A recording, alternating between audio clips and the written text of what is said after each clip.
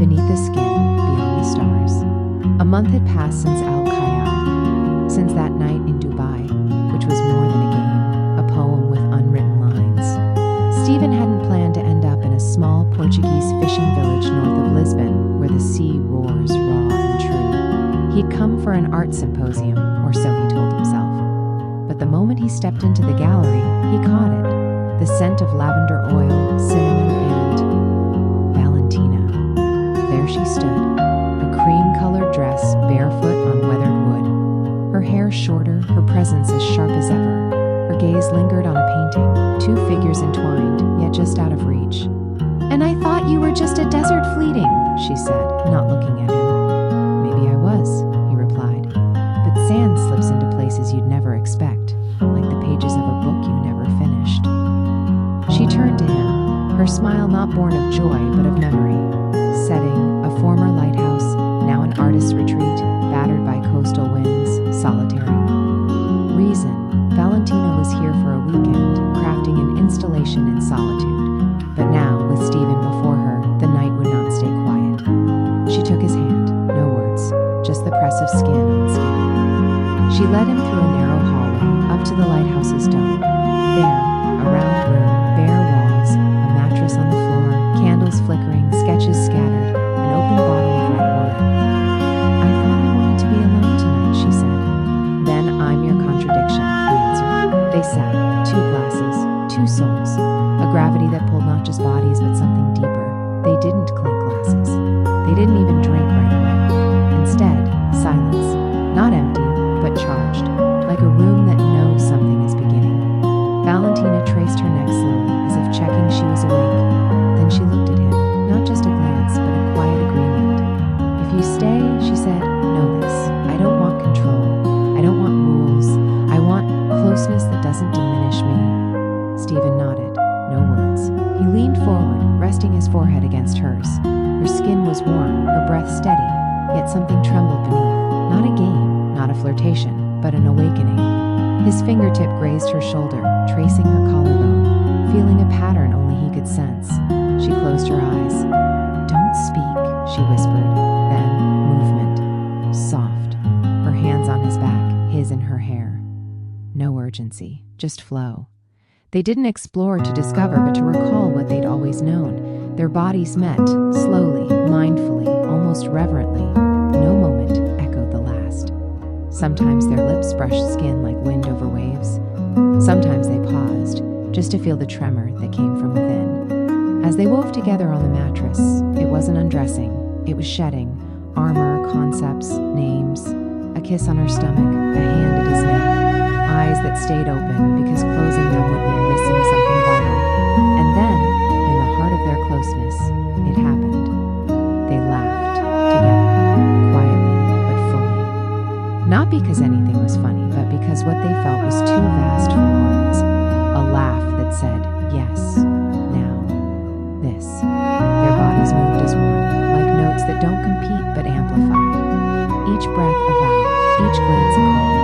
And when they rested, entwined, she said only, "I didn't know you could be so close and still feel whole." Stephen didn't answer. He pulled her closer, his hand on her heart. It beat fast and true. They didn't sleep. They didn't speak. They lay beneath the lighthouse's glass dome, moonlight spilling over their tangled forms, as if it had finally found something worth illuminating. The night hummed, not outside, but within them. And sometime in the dark, Stephen whispered, "I'm not here to hold you. I'm here to soar with you."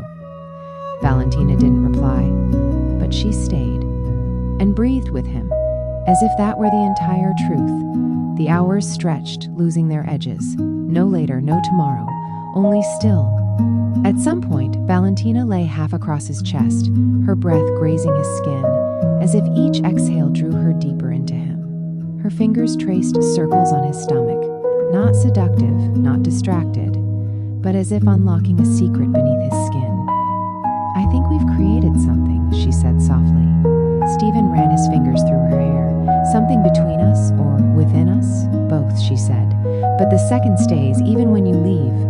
He looked up at the glass dome, the sky still blazing through. "I think this is the first time I haven't mistaken closeness She lifted her head, meeting his eyes, calm, awake, bare in every sense. Mistaken it for what? She asked. For control, for proof, for meaning, he said. Valentina nodded. Maybe that's our mistake, thinking intimacy has to prove something. Then silence again, not uncertainty, but certainty that this was the moment. Later, as they dressed, slowly, side by side, not hiding, they said little.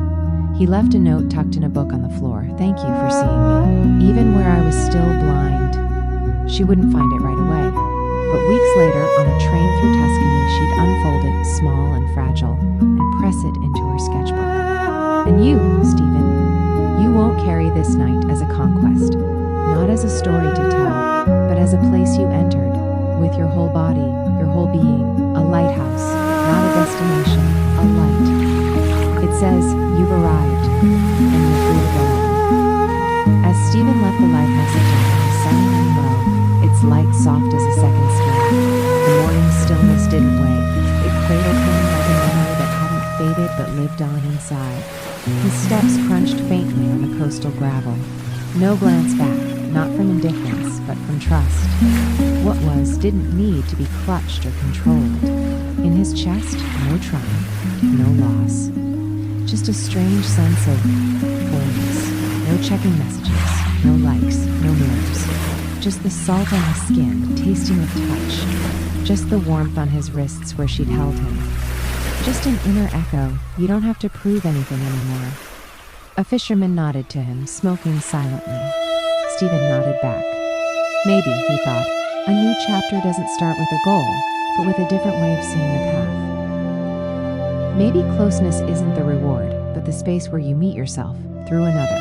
And maybe Valentina wasn't the woman who changed him, but the one who let him allow himself to change. End of scene. Some say intimacy is a road with an end, but Stephen learned it's a place, a moment, a mirror. And in that mirror, he didn't just see Valentina, but himself. A man who no longer hunts, a man who receives, a man who loves without binding. The heart compass glows, game saved, chapter ready. You decide when to move forward, end. For now, but even in endings, beginnings stir, like still water hiding currents beneath. Days later, Stephen sat in a small cafe in Lisbon's Alfama. The waiter knew him by now. The espresso was bold, the light golden. In his notebook, scrawled at the edge, a question he'd stopped asking himself. What if, this time, I don't watch, but let myself be seen? A smile flickered across his face. He knew, the compass doesn't call with noise, but with a pull, deep in the gut, somewhere between desire and instinct.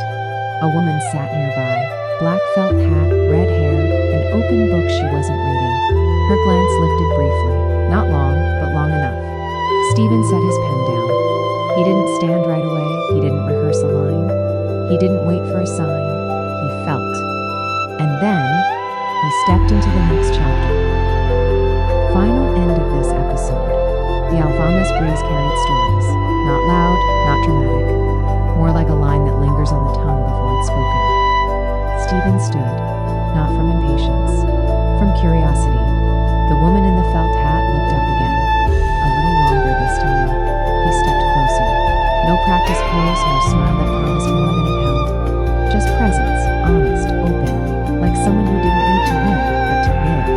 Mind if I join you? His voice was steady, his gaze alive. She looked at him, then gestured to the empty chair. Only if you're ready to lose something. Lose what? He asked. Your plans, your boxes. Maybe even the version of yourself you think you are. Stephen nodded. Good. I'm more of a rough draft anyway. She smiled. He sat, and somewhere, faint, almost imperceptible, the heart compass ticked again. She closed her book. No title, no author. Maybe a blank notebook, maybe a mirror. She set it aside, looked at Stephen, not testing now, but inviting. What's your name? She asked. Stephen paused, not because he'd forgotten, but because he sensed she meant something else. Today? He asked. She nodded. Exactly. Today, he smiled. Then I'm maybe... She laughed, short, real, like a gust through the narrow alley. I'm not yet, she said. They didn't toast. They sipped from invisible glasses. They didn't talk about fame tomorrows, about colors without names, dreams that can't be retold, and closeness that doesn't demand, but flows. The sun dipped, the streets turned rose gold, and sometime, without rush, without aim, they walked, together, not knowing where, just with a rhythm in their chests, true. And the heart compass? It no longer spun. It glowed, like a star, like a glance, like a beginning that doesn't ask if you're ready, only if you're here. End. Or the story lives in you, later, maybe hours, maybe a heartbeat later. They stood by the Tahoe's edge. No one around, just the city's light, rippling on the water like memory. They said nothing, not from shyness, but because words, in moments like these, feel too clumsy. A boat drifted by, a gull cried, a breeze tugged her coat open, and Stephen didn't hold it shut. He just stood there. She looked at him, and pressed her forehead to his, not to kiss, to feel that someone was there, who didn't look away when it got quiet.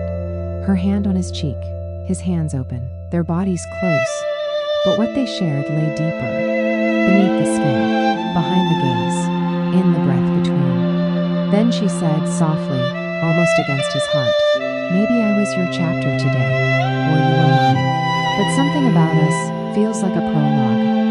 Stephen smiled, not agreeing, not doubting, but knowing. And the heart compass?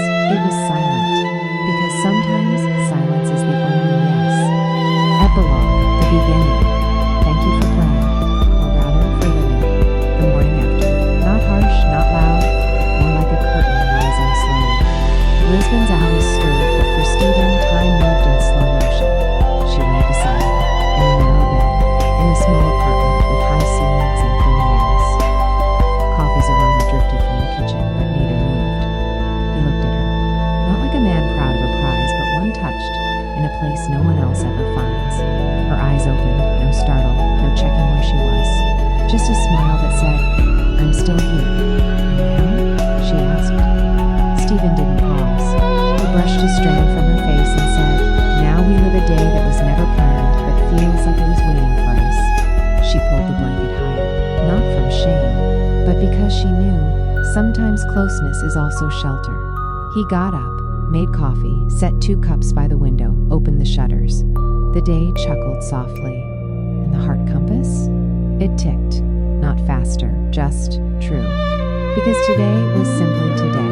They didn't get to the coffee right away. It grew cold, but no one cared. Instead, they sat on the windowsill, legs dangling over the street, 2 bodies, 2 cups, and a story that can't be written, only lived. An old man with a dog passed below. A child laughed somewhere. A woman hung laundry on a nearby balcony, singing a wordless tune. I don't think you're the staying kind, she said. Stephen didn't answer right away. He looked into the sun as if it were whispering words. Then he said, maybe not, but I'm the kind who's here, when I'm here, and that's enough, isn't it? She looked at him, head tilted slightly, and said, more than most who stay and still feel absent. She leaned into him, not for support, for closeness, a difference he could feel today. And the heart compass?